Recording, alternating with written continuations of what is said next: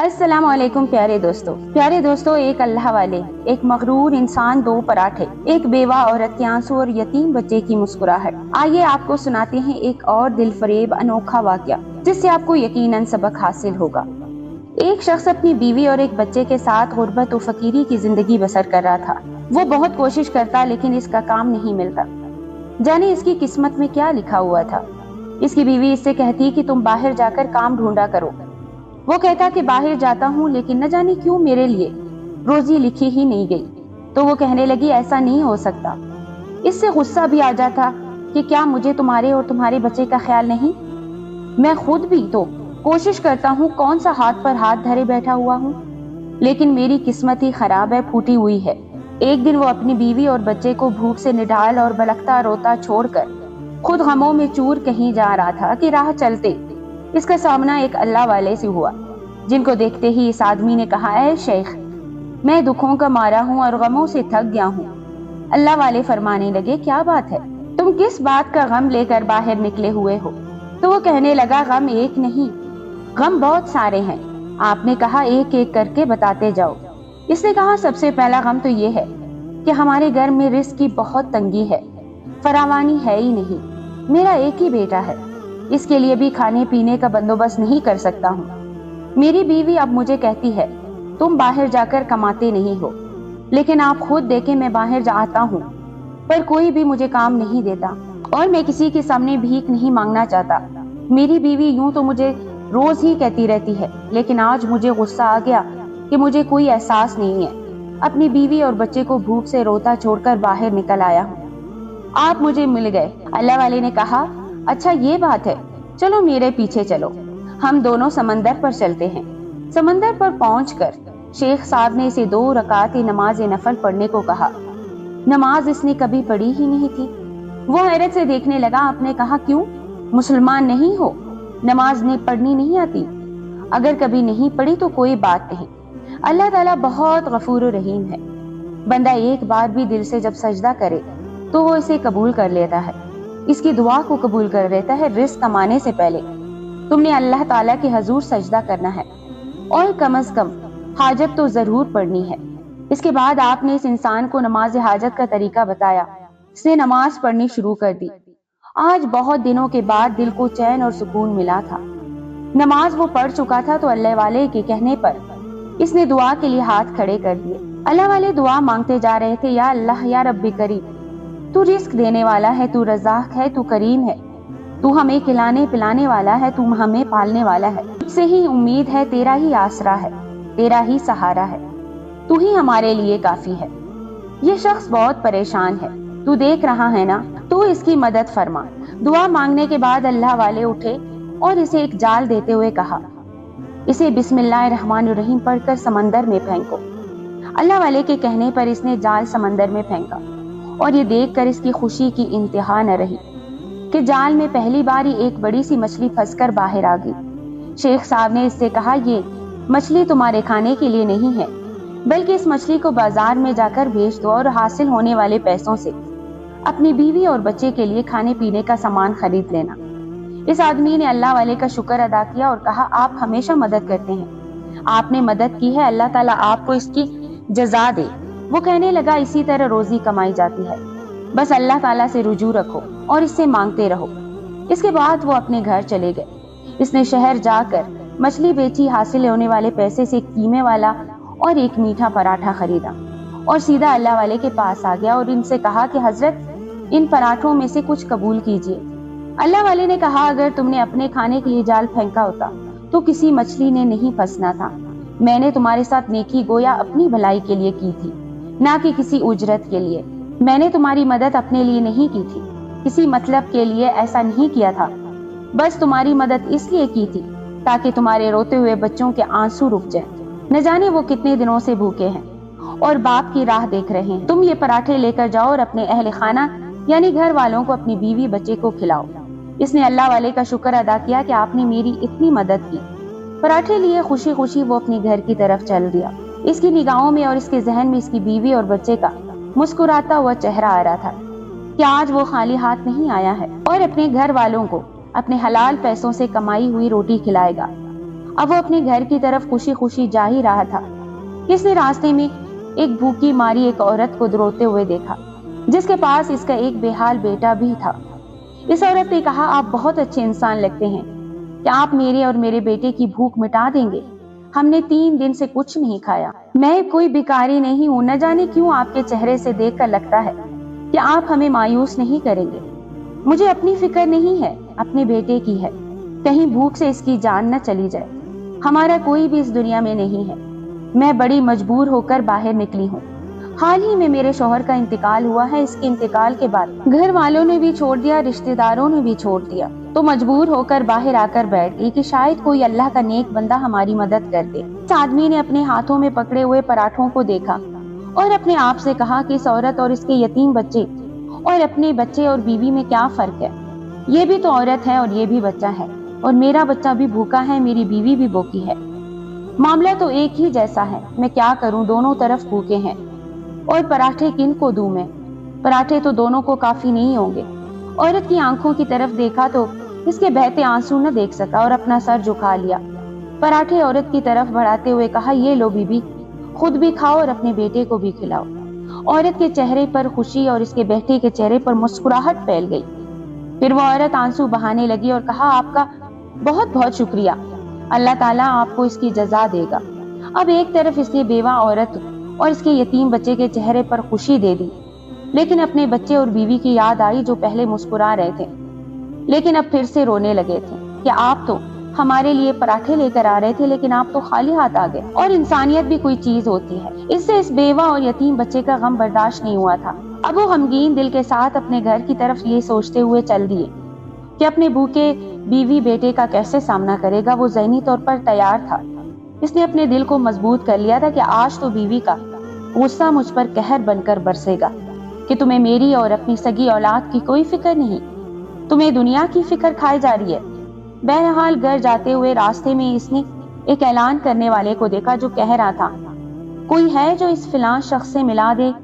लोगों ने मनादी वाले से कहा, तुम किसकी बात कर रहे हो, किस शख्स से मिलना चाहते हो? इसने कहा, बस मैं ये नाम जानता हूँ, इसका नाम अबू नसर है और इसे मिलना चाहता हूँ, बहुत जरूरी काम है। कुछ लोग इस आदमी को जानते थे। इन्होंने कहा, देखो यही तो है अबू नसर जिसके बारे में तुम मालूमात कर रहे थे, जिसकी तुम बात कर रहे थे। उस आदमी ने अपना नाम सुना तो उस शख्स के पास आ गया और कहा, ऐ अजनबी, मैं तुम्हें नहीं जानता हूँ, पर तुम मेरा नाम कैसे जानते हो और क्या काम है तुम्हें? वो कहने लगा, तुम्हारा घर कहाँ है? वो सामने मेरा घर है, चलो। वो इसे लेकर घर आ गया। बीवी से इसने कोई सवाल जवाब नहीं किया और पहले उस शख्स से बात करने लगा। इसने कहा, आपको मैं बताता हूँ कि मैं कौन हूँ। तुम्हारे बाप ने मेरे पास आज से 20 साल पहले 30,000 दरम अमानत रखे थे, मगर ये नहीं बताया था कि इन पैसों का क्या करना है। जब से तुम्हारे वालिद फौत हो गए हैं, मैं इनको ढूंढता फिर रहा हूँ कि कोई मेरी मुलाकात इनसे करवा दे। आज मैंने तुम्हें पा ही लिया, तो ये लो 30,000 दरहम, ये तुम्हारे बाप का माल है। वो कहने लगे, क्या ये सच है? इसने कहा, हाँ, ये तुम्हारे वालिद साहब का ही पैसा है और ये कोई कर्ज नहीं है, ना ही उधार है। मैं तुमसे वापस नहीं लूंगा, बल्कि मैं ही कर्जदार था और आज मैं खुशी से अपना कर्ज अदा कर रहा हूँ। बीवी हैरान खड़ी शौहर और शख्स को देख रही थी। वो आदमी इसके शौहर को पैसे देकर चला गया। अपनी बीवी से कहने लगा, देखो मैं बैठे बिठाए अमीर हो गया। बीवी ने भी अल्लाह ताला का शुक्र अदा किया। बीवी बच्चे तो बहुत खुश थे, लेकिन वो आदमी मगरूर हो गया। लेकिन इसके पास बहुत सा पैसा आ गया था और ये बाप का पैसा था।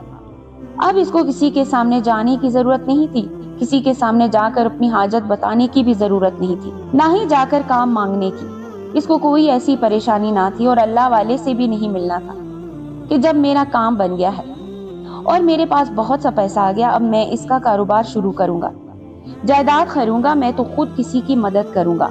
मैं क्यों किसी अल्लाह वाले के पास जाकर मदद मांगू? बस यही घमंड था जिसने इसकी सोच को बदल दिया।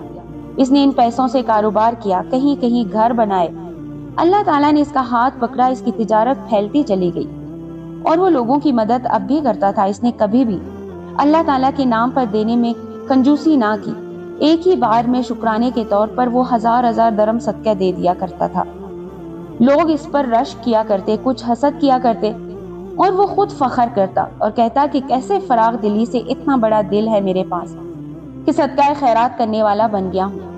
وہ خود اپنی تعریف کرتا، بازار میں جا کر کہتا کوئی مجھ جیسا ہے امیر، دیکھو اتنا بڑا اور اتنا وسیع دل کسی کے پاس نہیں ہے جتنا میں لٹاتا ہوں، یہاں پر کوئی بھی نہیں لٹاتا، کیسے میری قسمت میں پلٹا کھایا۔ لوگ اس کو دیکھ کر کہتے یہ بہت مغرور ہو گیا ہے، کہاں تو بہت سیدھا سادہ انسان تھا اور اب یہ مدد کرتا بھی ہے تو دکھا کے کرتا ہے، جتلاتا ہے، لوگوں کے سامنے بڑا چڑھا کر اپنی تعریف کرتا ہے، جبکہ یہ چیزیں نہیں کرنی چاہیے۔ کسی کو دینا چاہیے، کوئی نیکی بھی کرنی چاہیے تو وہ چھپ کے کرنی چاہیے، لیکن وہ اپنے ہی جنون میں آگے بڑھتا جا رہا تھا۔ ایک دن وہ اپنی سب سے بڑی دکان پر بیٹھا ہوا تھا، ان اللہ والے کا وہاں سے گزر ہوا، اس نے کہا یا شیخ کیسے ہیں آپ؟ تو وہ کہنے لگے میں ٹھیک ہوں، تم سناؤ کیسے ہو؟ بہت ترقی کر رہے ہو ماشاءاللہ، اچھی بات ہے کہ تم مدد کرتے ہو غریبوں کی، مسکینوں کی، یتیموں کی اور بیواؤں کی۔ تو وہ کہنے لگا دیکھا اب تک میری خبر پہنچ گئی نا، میری شہرت تو آپ تک بھی پہنچ گئی، میں جو کرتا ہوں سب کی مدد کے لیے کرتا ہوں۔ آپ فرمانے لگے کیا یہ سچ ہے کہ تم یہ سب اپنے دل کے سکون اور خالص نیت سے اللہ کی رضا کے لیے کر رہے ہو اور سچ میں کسی کی مدد کرنا چاہتے ہو، یا پھر اس میں کوئی دکھاوا ہے؟ اسے غصہ آ گیا، اس نے کہا آپ ہوتے کون ہیں؟ میں جو کرتا ہوں میرا کام ہے، لگتا ہے آپ میری شہرت کی خبر سے جل گئے ہیں۔ ایک بار آپ نے مدد کیا کر دی، ایک بڑی سی مچھلی پکڑنے میں میری مدد کیا کر دی، آپ تو خود کو میرا اور میرا استاد سمجھنے لگے ہیں۔ یہ سب کچھ جو میرے پاس ہے یہ کسی کی مدد کے بغیر میں نے کمایا ہے، اس میں آپ کی بھی کوئی مدد شامل نہیں۔ اللہ والے کہنے لگے میرے بھائی بہت اچھی بات ہے کہ اللہ پاک نے تمہیں بہت زیادہ رزق دے دیا ہے، بہت سا پیسہ دے دیا، لیکن یاد رکھنا اللہ تعالیٰ دینے والا ہے تو اللہ تعالیٰ چھیننے والا بھی ہے۔ اس نے اللہ والے کے ساتھ گستاخی کی اور کہا یہاں سے چلے جائیں، میں آپ کو یہاں پر نہیں دیکھنا چاہتا اور کبھی مجھ سے ملیے گا نہیں، آپ کی کوئی بات نہیں سننی، آپ تو مجھے بد دعا دے رہے ہیں۔ اللہ والے فرمانے لگے بھائی ہم فقیر و درویش لوگ کسی کو بد دعا نہیں دیتے ہیں، بس یہ کہنا چاہتا ہوں کہ جو کرو اللہ تعالیٰ کی خوشی کے لیے کرو، لوگوں میں عزت نام اور اپنی شان بڑھانے کے لیے نہیں۔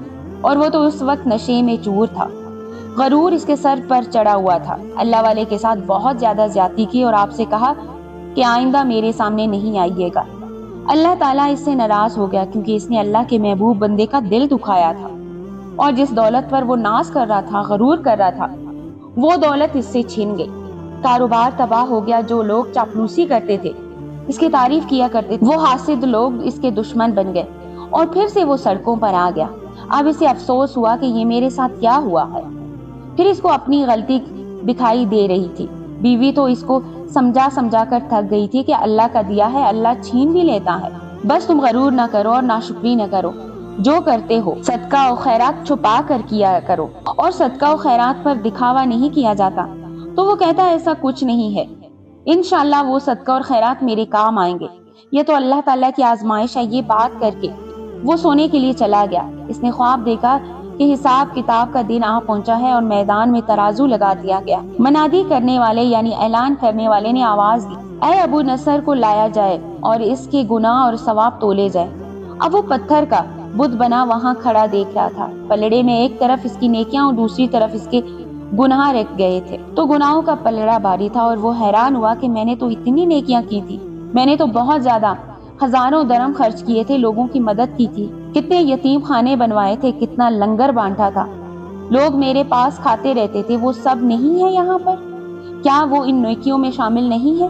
اس نے پوچھا آخر کہاں گئے میرے صدقات خیرات، وہ نیکیاں جو میں اللہ کی راہ میں خرچ کرتا رہا؟ تولنے والے نے اس کے صدقہ و نیکیوں کے پلڑے میں رکھ دیا، ہزار درہم کے صدقے کے نیچے نفس کی شہوت، اندر کے برے انسان کی آواز، اس کی خواہش، بیجا خواہش، خود نمائی، خود سری، دوسروں کی نظر میں اچھا بنانا، نمائش کرنا، دکھاوا کرنا، ریاکاری کرنا، یعنی نیتیں اللہ تعالیٰ کو راضی کرنے کے لیے نہیں تھی یا اعمال نامے میں اضافے کے لیے نہیں تھی، بلکہ اپنے آپ کا سر اونچا کرنا تھا۔ اس عمل نے ان صدقات کو ردی میں سے بھی زیادہ ہلکا بنا دیا۔ اب اسے پتا چل رہا تھا کہ کیا کیا اس نے، اللہ والے نے اور اس کی بیوی نے، جو اسے سمجھایا تھا کہ تم جو کرتے ہو وہ اپنی خواہش پر کرتے ہو، ہمیشہ نیکی کرو دوسروں کے لیے، اللہ تعالیٰ کی خوشی پانے کے لیے۔ یہ بات اب اس کو سمجھ میں آئی، اس کے گناہ کا پلڑا ابھی بھی بھاری تھا۔